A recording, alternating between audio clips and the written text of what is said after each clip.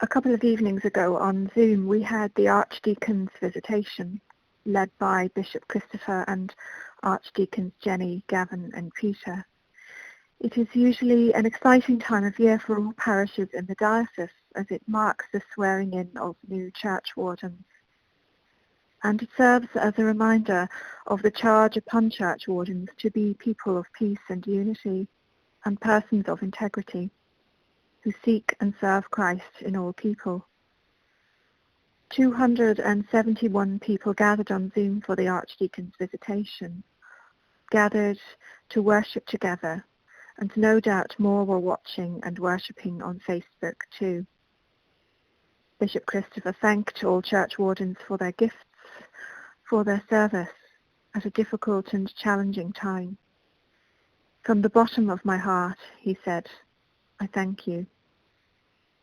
And whilst Bishop Christopher thanked church wardens and laid out the challenges ahead for us as a diocese, he invited all of us, all of God's people, of all ministries, all parishioners, to work together to secure a renewed vision for the future, to commit ourselves to be the thriving church our community needs, and not to leave to others the fulfilling of our calling.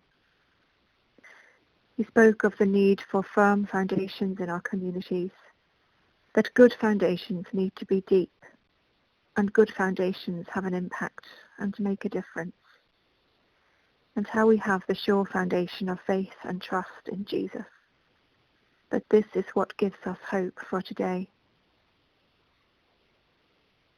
And access to Jesus, well, that comes in all sorts of ways, and it comes through prayer.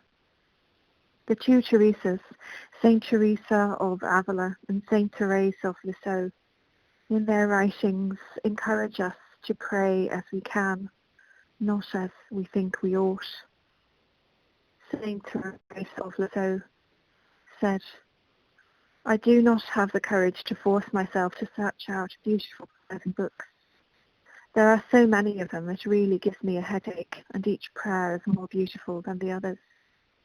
I cannot recite them all, and not knowing which to choose.